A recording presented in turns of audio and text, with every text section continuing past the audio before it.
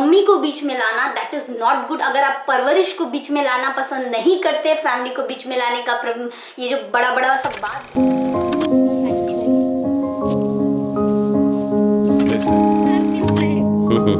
कैसी हैं आप? कि गलती करने के बाद उसने एक्सेप्ट किया। ठीक है मनीषा, इरिटेट करो पहले तुम। सर हम कुछ इरिटेट किए ही नहीं थे। अच्छा, तरीका होता है बात करने का किसी से। हमेशा से बिग बॉस को बहुत ज़्यादा पसंद करती हूँ क्योंकि वहाँ डिफरेंट पर्सनैलिटी देखने को मिलती है। लेकिन जो कल के वीकेंड के वार में होता है ना, वो देखकर मेरा दिमाग ख़राब होता है और मैं सोचती हूँ कि क्यों ना मेरे पास जब प्लेटफॉर्म है तो मैं इस बारे में बात करूँ और मैं आप लोगों के साथ अपना पॉइंट ऑफ व्यू शेयर करूँ। तो फर्स्ट एल्विश की बात करूँगी मैं। तो यहाँ पर थोड़ा सा क्लिप मैं दिखाना चाहती हूँ स्टार्टिंग में ही। अब मैंने किसी को डायरेक्टली नहीं बोला, बट आपस में जब हम बैठे हुए थे तो किसी कॉन्टेक्स्ट में थोड़ा गुस्से में एब्यूजिंग लैंग्वेज यूज़ हो गई, तो वो चीज़ मैंने समझी, but yes I did wrong. Elvish की जर्नी को बताते हैं। तो जैसे वो एंटर हुआ था तो पहले इन्होंने क्या बनाया था, उनको पर्सनल असिस्टेंट, क्योंकि वो चाहते थे कि ये बंदा तो भाई बहुत राउडी टाइप का है, ये डोमिनेशन सह नहीं पाएगा। तो फर्स्ट इसको क्या किया गया, सबके अंडर में काम करने दिया गया जिससे उसका पेशेंस लेवल जो हो वो बर्स्ट हो। ठीक है, और उसके बाद इसी को डिक्टेटर बनाया गया, या फिर जो होते हैं ना कि अपने हिसाब से काम करेगा, डिक्टेटरशिप दिया गया कि यहाँ पर वो अपना बदला लेगा। लेकिन एल्विश ने ऐसा कुछ नहीं किया, अपना मस्त जोक क्रैक किया या फिर थोड़ा रोस्ट किया या फिर अच्छे से बहुत डिसेंट वे में अपने टास्क को कंप्लीट किया। अब बिग बॉस वाले को जो चाहिए था वो तो मिल नहीं पाया। इन्हें चाहिए थी भसड़, इन्हें चाहिए था एल्विश का वो खराब वाला रूप जो प्रेजेंट करना चाहते थे ये, तो ये तो कर नहीं पाए। ठीक है ना। अब क्या हुआ कि यहाँ पर मुझे कल के वीकेंड के बाद में बहुत ज़्यादा बुरी बात ये लगी एल्विश के साथ जो हुई थी। आज का दिन तो यादगार दिन रहे। कैसी है? सुनो, फॉर श्योर एल्विश ने जो भी किया वो गलत था, मैं उसको जस्टिफाई नहीं करती हूँ। लेकिन फैमिली बहुत ज़्यादा हमारे इमोशन से कनेक्ट होती है, और खासकर माँ।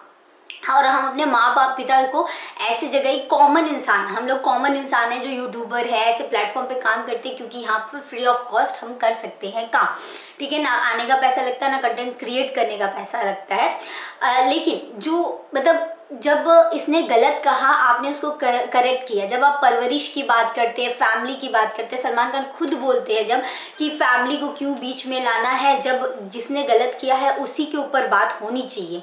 तो यहाँ पर फैमिली को बीच में लाने का क्या मतलब बनता है? बेशक आपने फैमिली को कुछ बताया नहीं है, माँ को उनके कुछ बताया नहीं कि क्या हुआ है इंसिडेंट, लेकिन वो बंदा इस तरीके से रो रहा था, इस तरीके से वो मतलब ट्रॉमेटाइज करना होता है। अब तो वो इंसान कुछ करना चाहेगा तब भी वो नहीं कर पाएगा क्योंकि इनके काम का तो वो रहा नहीं। विलन जो ये दिखाना चाहते थे, डेविल जो ये दिखाना चाहते थे एल्विश को, ये तो हुआ नहीं। तो अब इन्होंने क्या किया कि अब इसको ट्रॉमेटाइज कर दो। मुझे ना सुशांत का याद आ गया, पता है सुशांत सिंह राजपूत शायद यही नेपोटिज्म और इस तरीके से तोड़ना किसी को इनका वजह बन जाता है, जिसकी वजह से क्या होता है ना कि लोग इतने कमज़ोर हो जाए, इतने ट्रॉमेटाइज हो जाए कि वो खुद ही छोड़ दे कुछ करना। तो यही चीज़ मुझे एल्विश के साथ जो हो रहा था ना, मुझे बहुत ज़्यादा बुरा लग रहा था एक्चुअल में। आई कैन फील इट, क्योंकि एक नॉर्मल फैमिली को जब टीवी पे दिखाया जाता है तो वो हमेशा सोचता है कि प्राउड वाली फीलिंग से दिखाया जाए, ना कि इस तरीके से। तो वो बहुत ज़्यादा गलत था। और एल्विश ने जो गाली गलौज जो भी गाली दी, ठीक है, तो वो गाली इनको बुरी लगी। लेकिन जो बबीता ने दी वो कि बबीता ने मनीषा को खुले आम ये सारी चीज़ें जो बोली थी कि तू तो मर्दों के ऊपर ही अपनी करियर को बनाई है, तू ऐसा ही करती है, तुझे तो मर्द चाहिए, ये सब चीज़ें नहीं दिखाई देती हैं सलमान खान जी को। ये सारी चीज़ें नहीं दिखाई जाती। क्यों? हमको तो लगता है कि बबीता को इन्होंने अडॉप्ट कर लिया है, पूजा जी ने, सलमान खान ने इसे अडॉप्ट कर लिया है। आप करके बात कर रहे हैं। अब देखिए यहाँ पर कि आप करके बात हो रही है बबीता जी से। मनीषा की आदत है, आग लगाती है वो। आपको भी पता है। मनीषा को ये बात खुद को भी पता है। वो एंजॉय करती है, आग लगाती है, आप जल जाती है उसमें। इसमें नुकसान किसका है? मेरा। बेटर कौन प्ले कर रहा है?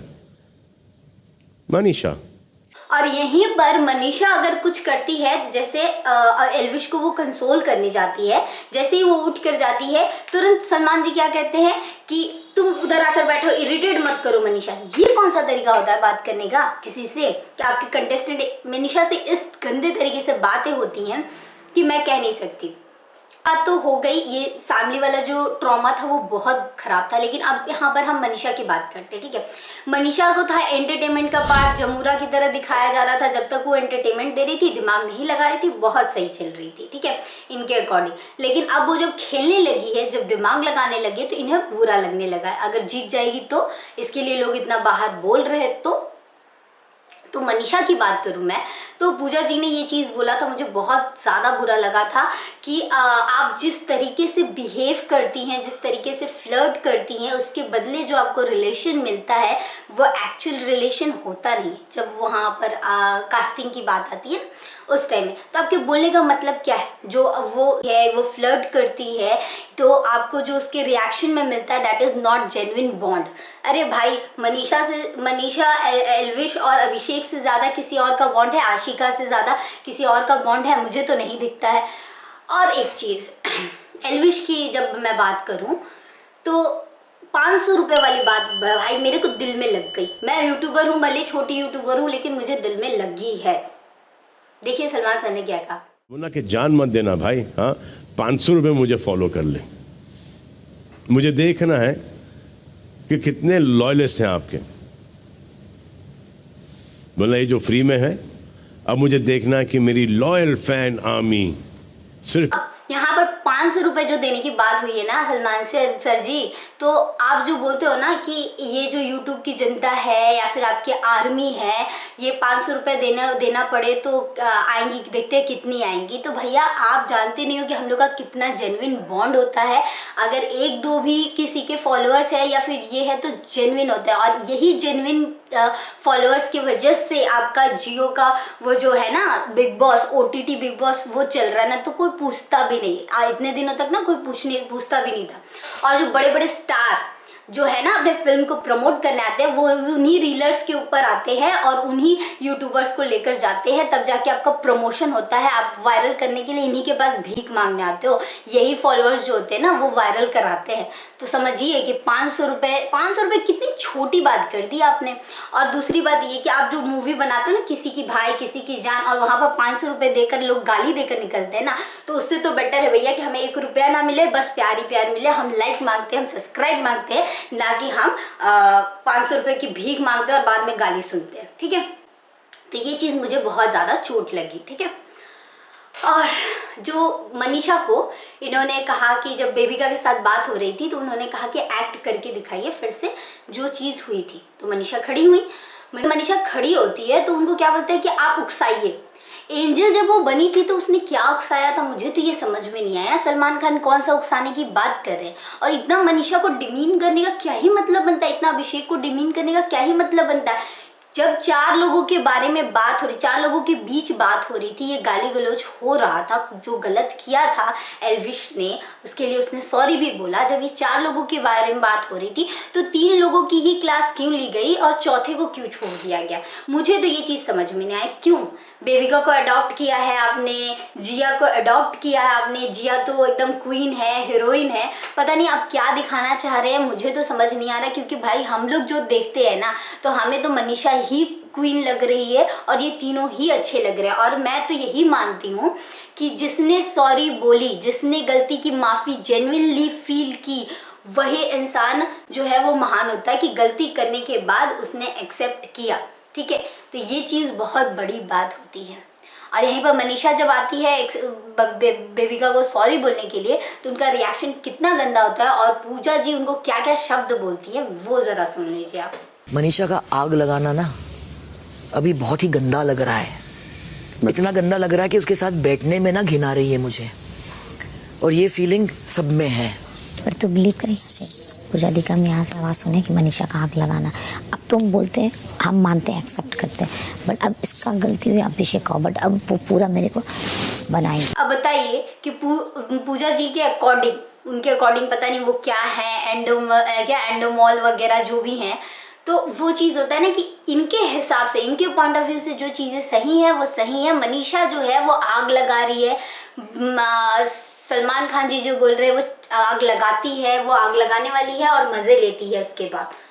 भाई साहब कहाँ आग लगा रही है, वो जाकर उन दोनों लड़कों को समझा रही है या फिर एल्विश को बोल रही है कि आप सॉरी बोलिए, आप सॉरी बोल दोगे आप हल्का फील करोगे। यहाँ कहाँ आग लगा रही है, आप बिल्कुल वाहियात जजमेंट दे रहे हो यार। क्यों डिमीन करने में इतना लगे हो, मुझे नहीं समझ में आ रहा। और मैं बिग बॉस बहुत क्लोजली देखती हूँ, इसीलिए मुझे सारी चीज़ें वर्ड टू वर्ड समझ में आती है। और मनीषा मुझे याद है जब उसने गाली दिया था तो कैसे बोला सलमान सर ने कि आपने समझाया नहीं, आप ही करके समझा रहे हो, मैं अगर ऐसे समझाने लगूँ तो सब गलतियां करने लगेंगी। ये क्लिप देख लीजिए आप। या हंसते हैं। नहीं हम हंसते भी और समझाते नहीं हैं, बताइए ना। हाँ। समझाते भी। अच्छा। हाँ रुक जाओ, मैं आपको बताता हूँ कि आप कैसी समझाती हो। समझाने वाला चक्कर ना, हाँ, अगर मैं आपकी तरह समझाऊं ना इस घर को तो सब बावले हो जाएं, सब गलत रास्ते पे चलें, सब उल्टी सीधी ऊटपटांग हरकतें करना शुरू कर दें। समझाते हो तो फिर ऐसा बेबिका को क्यों नहीं समझाते आप? क्योंकि उसके अलावा आपको इस घर में कोई दिखता है गलत सही? हाँ दिखते हैं सर, पर ये जो लड़ती है वैसे कोई नहीं लड़ता है। मतलब बेबिका के साथ वापस से दोहराओ पूरा सिचुएशन। बेबिका नहीं उठी लेकिन आप तो उठ गई थी। हाँ अब आप वो सब दोहराओ जो इन्होंने कहा है। अभी क्लिप देख रहे हैं ना तो आपको ये समझ में आ रहा है कि भाई सलमान खान आप मेंटर हो, यहाँ के होस्ट हो, आप समझाओगे, लोग आपकी बातें सुनेंगे, वो क्यों जाएगी किसी को समझाने के लिए? उसने ठेका लेके रखा है सबको समझाने का। और हाँ एल्विश को उसने बाद में, मैंने 24 घंटे वाला एपिसोड देखा था और एल्विश को उसने बाद में कहा था, वो बार बार वहाँ भी कोशिश कर रही थी बोलने का, उसने बाद में भी ये कहा था कि सलमान सर मैंने उसे एल्विश को समझाया था, हंसते हंसते ही समझाया, लेकिन मैंने समझाया कि अभिषेक अपनी बातें बहुत अच्छे से रखता है बिना किसी स्लैंग वर्ड यूज़ किए, बिना किसी गाली को यूज़ किए। आप भी उस तरीके से अपनी बातें रखिए, बस और कुछ बुराई नहीं है, बस गाली है। वो टीचर की तरह नहीं समझा सकती जैसे आप समझाते हो, क्योंकि यहाँ पर कोई किसी का टीचर बनने नहीं आया है, तो ये आप समझो। और इतना ज़्यादा आप डिमीन करते हो। नेपोटिज्म, मुझे तो यहाँ नेपोटिज्म दिख रहा है, तो मैं ये सोच रही हूँ कि जो बॉलीवुड में सही बात है, जो कंगना बात करती है या सुशांत के बारे में बात होता है, वो तो एक्चुअल में वो रियल होगा कि उन लोग के साथ कितना ज़्यादा मेंटली उनको टॉर्चर किया जाता होगा। इसीलिए तो आप ही के बच्चे, आप ही के सारे खानदान वाले लोग जो हैं वो काम करते हैं और घटिया सा फिल्म बनाते हैं, वो आदि पुरुष वगैरह वगैरह पता नहीं क्या ही बना देते हैं। ये नेपोटिज्म का ही रिजल्ट है कि आप लोग कंटेंट के नाम पे पता नहीं क्या ही बेचते हैं और 500 रुपए में सब खरीदते भी है। लेकिन हम यहाँ कंटेंट के नाम में ना दिल दे देते हैं। अगर एक पे व्यू नहीं आती है तो हम लोग सोचने की कोशिश करते हैं कि हमारी ऑडियंस देखना क्या चाह रही है। 500 रुपए की बात नहीं होती है, प्यार की बात होती है। तो बस इतना ही था, मेरा बहुत ज़्यादा फ्रस्ट्रेशन था जो मैंने निकाला और मुझे बहुत ज़्यादा बुरा लगा एल्विश के लिए कि उसकी मम्मी को बीच में लाना, दैट इज़ नॉट गुड। अगर आप परवरिश को बीच में लाना पसंद नहीं करते, फैमिली को बीच में लाने का ये जो बड़ा बड़ा सब बात बोलते, तो आपको उसकी माँ को भी सामने नहीं लाना चाहिए था, आपको उसको डांटना चाहिए था। वो गलत है फॉर श्योर। किसी को भी गाली देने से कोई सही नहीं हो, माफ़ी मांग लेने से सही नहीं हो जाता। उसको जितना डांटना था, आप उसको जितना भी बोल लेते वो करेक्ट था, लेकिन उसकी माँ को बीच में लाना मतलब उसको ट्रॉमेटाइज करना था और है। और यही चाहता है बिग बॉस की ज़्यादा से ज़्यादा कंट्रोवर्सी क्रिएट हो। तो भाई हम लोग आंख बंद करके नहीं है, 24 घंटे की फुटेज देखते हैं, हमारे पास है, और हम इतने डंके की चोट पे बोल सकते हैं कि कौन सही है कौन गलत है। गलती मानने वाला सबसे बड़ा होता है और एल्विश की कोई गलती नहीं है, अभिषेक की भी कोई गलती नहीं है और मनीषा की भी कोई गलती नहीं, क्योंकि जिसने गलती मानी, जिसने अपने चीज़ों का पश्चाताप किया, फील किया, दैट इज करेक्ट। वो इंसान ही सबसे बेस्ट होता है, करेक्ट होता है और वो गलत नहीं होता है जो अपनी गलती को, वो बड़ा होता है, बिगर मैन होता है। और ये दिल ना सिर्फ हमारे जैसे यूट्यूब कम्युनिटी या फिर जो नॉर्मल लोग होते हैं ना, वो लोगों के पास होता है, आप लोगों के पास नहीं। जैसे पूजा जी जो रिजिड है बिल्कुल से, वैसे लोग नहीं होते। बहुत भड़ास निकाल ली। चलिए लाइक सब्सक्राइब एंड शेयर कर दीजिएगा, अपना प्यार दे दीजिएगा, क्योंकि हमारे पास 500 रुपये नहीं देने होंगे, सिर्फ प्यार देना होगा आपको। तो मिलते हैं नए वीडियो के साथ।